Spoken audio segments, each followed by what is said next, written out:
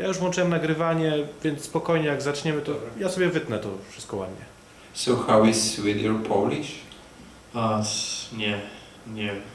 Nie dobrze.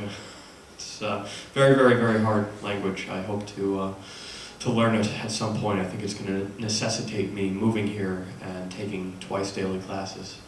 You wrote in your book, my name is Matthew Tyrmandem and I like my name. The same your father told, I like my name, Tyrmand. Yeah. Do you think like, do you feel like a son of, let's say a legendary writer in Poland? Now I do. The amount of opportunities to come and speak and discuss ideas, discuss his legacy have certainly shown me to the degree that he is really revered and loved and appreciated, which is incredible because in his own time, his experience in Poland, it wasn't always the case. There were a few years after he wrote Zui where there was some level of adulation, but that was coupled with the challenges of the censors and the government oppressing him and working so hard to make sure that he did not have a platform to talk about his ideas and his beliefs. So it's funny, it's kind of like Van Gogh and a lot of the great 19th century artists. Your fullest appreciation is after you're gone. It seems to frequently be the case. And how you feel introducing yourself in Poland, like Tyrmand? How people react? Well, frequently the people who know are the people who come to sort of public events. But for instance, today I was in the airport in Wrocław. I was just checking in and getting my boarding pass. And when I handed my passport over to the attendant at the desk, he said, you have a very famous last name here. And this is not very often that people just randomly day to day when I'm here, and I'm here a lot, catch on to that. And when he did, we spoke for a few minutes, and I said, yes, this was my father, and he was very bowled over by this. So I always enjoy that. It's always really a fun experience for me, because growing up, it wasn't that powerful to me. I didn't know it, I didn't understand it. People weren't sending us frequent correspondence to meet with us. It was also a different world before the internet where the whole world became connected.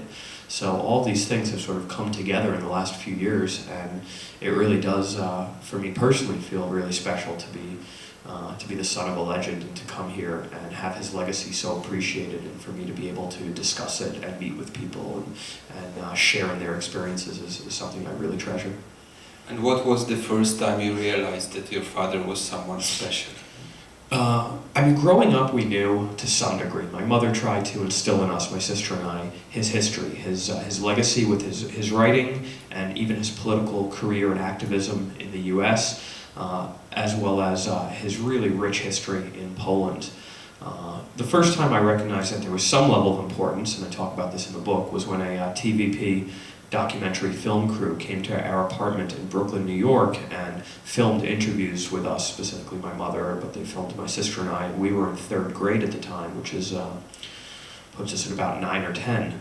And I knew something was a little special at that point. The first time it really hit close to home was in college. I had a couple of experiences. One, in my dormitory in Chicago, there was a guy who was 1 year older who I met in the dorm named Xavier Tatarkiewicz, and we became really close friends later on. But when I introduced myself, he knew the name. Instantly, he was a Pole who had emigrated to Chicago, and he knew the name. That was the first time I'd ever been recognized in that context. And then there was another time I was eating at a Polish restaurant and paid by credit card, and the woman who ran the restaurant, owned the restaurant, and kind of a babcia, she knew the name, and she asked. But no discount. What's that? No discount. I wouldn't have taken a discount even if they offered. Food was excellent. Did you know the name Tatarkiewicz you mentioned? I didn't then. I learned after. Xavier and I have become very close friends. It's funny. He also has a family lineage and legacy that he lives up to, with his great-grandfather being this great philosopher and mathematician Władysław Tatarkiewicz. So we joke about how there's some history, but with the generations removed, he concedes that my name sometimes opens a few more doors in a bar than his does these days. And it's time to tell that you didn't know your father because you were 4 when he passed away. Correct. And now you think you know him? I am getting to know him better and better. I knew him intellectually, and sort of what I discuss in the book is, though he died when I was 4, so I didn't get to know him on a very deep personal level. I recognized his aura. I've remembrances of the energy, the seriousness, the intelligence, the stature that he had. Now, even though not a tall man, he was a very powerful man in the way he carried himself, in sort of his intellectual charisma, so to speak. So I knew that about him, but I didn't know him on a close, personal level, the cliche of teaching me how to ride a bike or throw a ball. But growing up, I was a voracious reader, and I started reading his work when I was 10 or 12 with Notebooks of a Dilettante, which was his diary when he came to America. And I knew that he had an incredible mind that I was fascinated by, and it did shape me. His experience under communism shaped my own socio-political and philosophical views, and even, I think, had an impact on me becoming an economist with such a focus on the free market and going to school at University of Chicago, studying at the Milton Friedman School, and picking up some of these philosophical principles in a more in-depth setting there. I go to Poland now and I get to know him even more through understanding his experience, meeting people who knew him. I've developed a close relationship with Barbara Hoff, his second wife, who's this amazing woman with her own incredible legacy and history. And I could see how their marriage was so interesting because they were both these incredibly powerful, successful people who took no prisoners. They were willing to fight for what they wanted to build, whether it was her fashion house or his books and ideas. So getting to know her, I'm learning even more. I've read everything he's written in English, all his essays, all his freelance work, Wall Street Journal, his magazine Chronicles of Culture, the guest writing he did for the New Yorker. So I have a very firm knowledge of his political science, especially when he was in his later years. So it's something I feel I can speak really well about when I talk to people, especially here, because a lot of people want to co-opt his image and his history and turn him into just a hipster Bikiarnish, when he really was a fighter for ideas and philosophy and for freedom. And so when I see some of the political elite and media elite class here adopt his image for their own usage of the hipster image and the coolness and like first hipster. The James Dean, first Polish hipster, and the jazz was such a big part of it, bringing jazz to Poland. Jazz being for him not just the musical aesthetic, but also the jazz itself is a musical representation of freedom. It is a free-form, structured or non-structured music. So I know that spoke to him on a philosophical level as opposed to just an aesthetic level. So when I see his political science and his development over 30, 40 years, reading his diary and reading what he lived under in his early 30s, as well as then learning how he communicated when he was in his 50s and 60s in the US fighting in the battle of ideas, I feel that I can speak very, very closely to his ideas. And there's certainly, from the age of 12 when I started reading Orwell and I adopted some of his anti-communist views, I feel like it's very much part of my DNA. It's somewhat in the blood that I have a similar zeitgeist and feeling and philosophy about fighting for freedom, fighting against collectivism, statism, socialism, communism, fascism. He had a very simple philosophical framework, Edmund Burkean classical liberalism with a focus on the individual sovereign being. Do not tell him how to live, how to think, what to wear, what to eat, what to drink. He was his own man, and he would fight you to the death to make sure he could preserve that freedom. And I think that is very much in my DNA as well. So you are his student? Absolutely. I am constantly learning.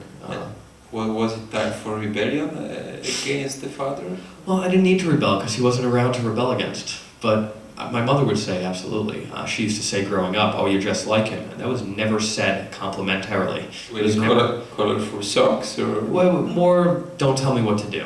And I did not have, he was almost a Victorian sensibility about children. They should be seen and not heard. And he was not around to put me in my place. And my mother, with twins, widowed, young, she had a lot of challenges with raising my sister and I, and corralling me was no easy feat. I talk about in the book that I would do little runaway trips. I would go all around the city from the age of 12, 13 on the subways. I would just jump from subway stop to subway stop, exploring New York City, because I had, from a very young age, I had this feeling the Germans called Wanderlust. and I still have it now, which, given my current life in my 30s, I can now indulge this, that I can travel a lot more, that I can live out of a suitcase and from my laptop and run my businesses and organizations without having to be pinned to an office, which I was for more than 10 years. I was on Wall Street. I was sort of a slave to the computer screens and the markets, and I never took any real time off.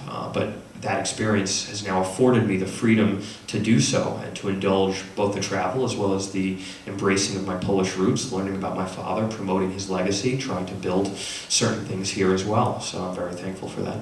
So your mother saw Leopold Tyrmandem seeing you. Yeah, again, not a compliment.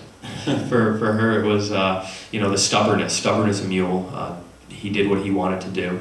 And this was not all, he was a legendary figure in a lot of ways, but when you get closer to home and who he was day to day as a person, he was a very difficult husband. He was 27 years older than my mother when they met. He was 50, she was 23. When we were born, he was 61, she was 34. And she sometimes felt like an employee. He told her he was going to do what he was going to do, and that even included, and she talks about this in her book, Teatr Żydowski, that we were born, and a couple weeks after we were born, he went traveling. And she really was not happy about this. It was a long, tough pregnancy with twins. She was young, and she did not have a lot of support from her own family. And for him to leave for an extended trip a week or two after we were born, this was, prototypical. I think that, I was raised by women. I talk about this in the book. My grandmother, my aunt, my sister, my mother. And so I have a different level of empathy and sympathy for people's experiences. So I certainly would not have done that. But he lived on his own terms. And this was on the micro and the macro levels. On the biggest levels with what he wrote and censors, to the smaller levels, nobody, even in his family, was going to tell him what to do. Is it true that you don't have fear or something? I read in this book that you don't have fear like your father didn't feel fear. Well, that you are so open-minded. As you said, as a boy, you could come to the subway and just to... Everyone's shaped by their experiences, and I'm a firm believer in nature and nurture. And so you are who you are based on your DNA, your parents, and what was embedded into you pre-birth. And then you're also shaped by your experiences. And having my father die when I was 4, and having somewhat of a more challenged childhood as a result, combined with the fact that we moved to New York City, the modern-day Rome, the largest agglomeration of people in the largest country in the world, at least economically, and in terms of potency, media, politics, capital and finance, everything seems to revolve around New York.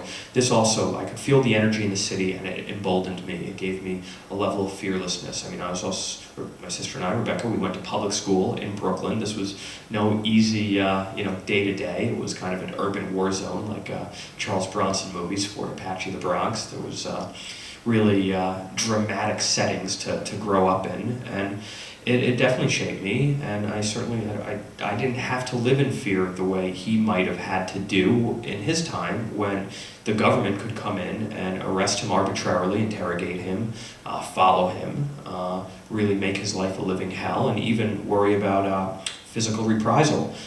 Without having that overhang, but still having that same sort of stubborn DNA, I was able to grow up without fear. And right now, if people do ask me, what are you afraid of? And I don't really have an answer for that. I mean, maybe snakes, I don't know. I've never been in a room with snakes, so it's not really a problem. One of the most touching parts of this book is the family story you are telling, the story of your grandparents, the concentration camp Majdanek, also finding the graves on the Jewish cemetery here in Warsaw. How was it important for you to know the family roots and the history? As you told in the book that your sister is not so interested in... Less. For her, I think she looks upon the past as somewhat painful, and she likes to prefer to look forward. For me, I've always been somebody who's been a student of history, very, very fascinated, not just with family history, but world history, whether it's in New York and Chicago, in the cities that I've lived and loved, or in the countries I visited. So even before I did anything publicly, even before I sort of really tried to seek out my father by talking to people about his experience, just coming to Poland for a couple years incognito and going around the country. And one of the trips I did was to Auschwitz. And that was one of the most powerful experiences of my life. I mean, Of course, I'd grown up reading a lot of Holocaust literature, Elie Wiesel, and This Way to the Gas. So many really powerful accounts of the experience, and it was somewhat academic when I went to Auschwitz and realized, saw the last names. One of my best friend's last name is Goldstein, and I took a picture because there was a briefcase that had Goldstein written in chalk on it. And I emailed him. He was working, and I emailed him. I said, you know, how close does this hit for us? That, you know, history is just filled with just random confluences of events. If something lined up a little differently, you or I would not have existed. The fact that my father did survive, even though his father did not, you know, it really hit close to home that I could never have existed. My sister could never have existed if certain things went somewhat differently. So from then on, it hit that much closer to home. And then really culminating a few months ago and going to visit Majdanek, which is where his whole family was taken, and his father did not survive, and his mother was liberated and went to Israel immediately upon liberation. So that really hit close to the family history as well. Auschwitz is really an amazing museum. Majdanek does not have the same museum qualities. You can still feel the death and the despair in the place. And not that you can't in Auschwitz, but in Majdanek, it feels like it hasn't changed much in the last couple of days. The exhibits aren't as firmly built out. Of course, I went in December, so it was freezing cold. Auschwitz as well, I went in November, it was freezing cold. That adds a lot to the experience because you read about the people who suffered and what they did to them, you know, bringing out people for nightly runs naked and then hosing them down with cold water in the middle of the winter. And I'm bundled up and freezing, and how miserable it must have been, people dying all around you. So incredibly powerful, and it's great that the country of Poland recognizes the history and preserves these monuments to death the way they do, because people should. I believe that every single high school student in all of Europe should be visiting these places in the middle of the winter to really understand the misery and horribleness of this experience. You are telling also the different versions of the death of your grandfather from Poniatowa, from the camp Poniatowa, and I'm wondering how it changed after. Because, and the second question is, if your grandmother and also the uncle of your father from Australia didn't want to tell the war stories, how was to break them, to force them to tell you? Sometimes what people don't say says a lot. You know, my godfather, Harry, who was close friends with my father, he was Pole, he was in a camp, in a concentration camp, and you know, he was the first person who explained the Holocaust to me, because I asked from the age of 5, 6, 7, the number tattooed on his arm, what it meant. So that was the first time I ever really saw it. So of course that made the experience that much closer. But just to watch him and his behavior, for instance, meals, during dinner, he would hunch over his food, even, you know, this was in, say, the 90s, so even 50 years later, he would hunch over his food and protect it with his arms around it, like this, as if somebody could steal it from him. And that was something that, you know, his wife told me discreetly, that was something that was very embedded in him from his years. He was years in a concentration camp, the level of having to sort of protect that. So just seeing that, you could see the scarring, and so I never got too deep into it with him. My great uncle, my father's uncle Ignacy, who left for Australia, he would barely talk about the war years. He was able to pass on some of that family history to his daughter Annette, my second cousin, and she was instrumental. She was a lot more helpful in getting this onto paper for the book with my co-author Kamila Sidniewska and I, because she'd remembered the stories that he told her when she was in her teens and 20s. But at this stage in his life, he just refuses to talk about it. He just reached 100 a couple years ago. He's about 102 or 103 now, and he's in great shape, and he's a brilliant guy, and he's totally with it and there, and he just won't talk about it. It's just too painful for him. And your father wrote for New Yorker. Do you feel like Warszawer? Warszawer, like a citizen of Warsaw? Oh yeah, I tell people my favorite cities in the world in America is Chicago, and in Poland it's or in Europe it's Warsaw. I feel more at home in Chicago and Warsaw than I do in New York. Honestly, I cannot stand New York. I think it's the most overrated city in the world. It's just the politics, the people, the attitude, the cost of living, the smells, the congestion. everything about it I really, really hate. I had to be there for a long time because of Wall Street. I run an NGO in Chicago now, so it's very likely that I will relocate my U.S. home to Chicago in the next year or two.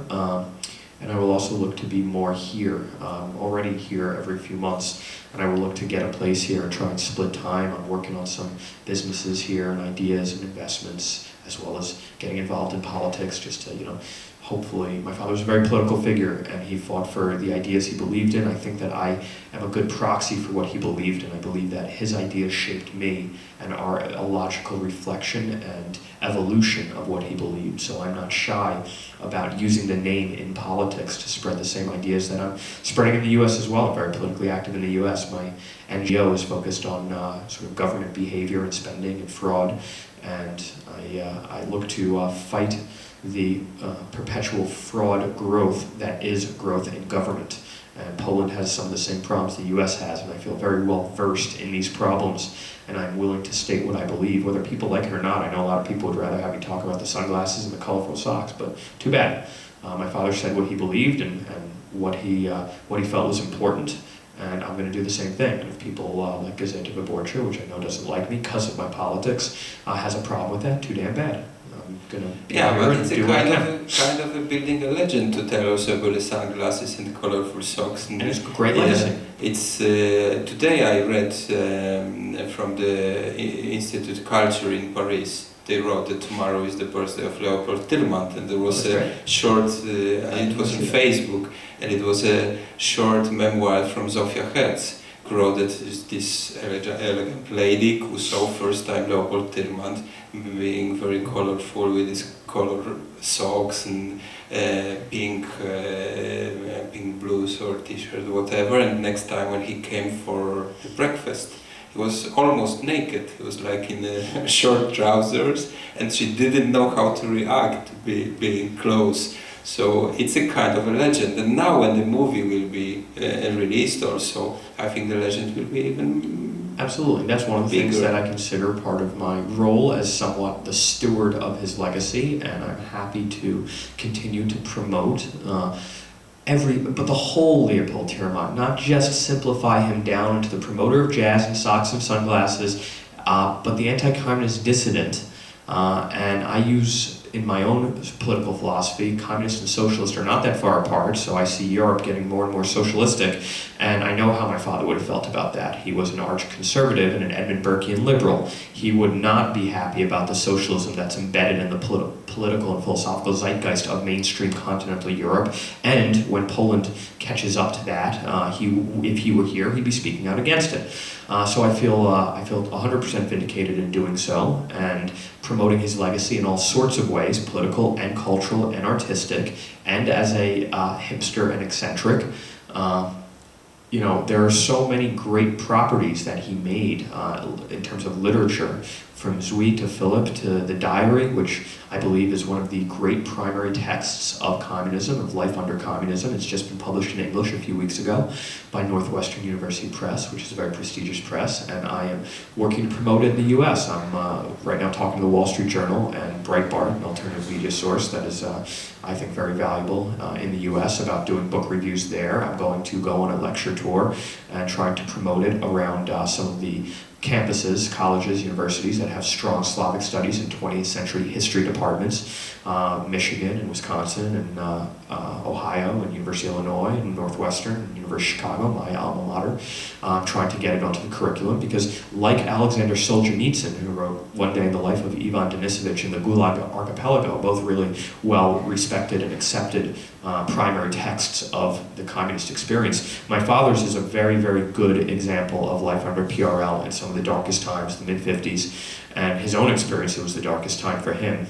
Reading it, in my experience, was really special because I was the same age, roughly, when I read it as when he wrote it. He was 34, and when I read it, I was 32. I'm 33 now. Also at a similar juncture in my life, not sure where I was going. I was done with Wall Street after 10 years, which is something I talk about in this book. Not sure what I was going to be doing, and I've sort of found a pathway that I'm really enjoying, both in the political and governmental NGO work I'm doing in Chicago, as well as the investing that I'm doing on the side and here in Poland, as well as the promoting of the legacy.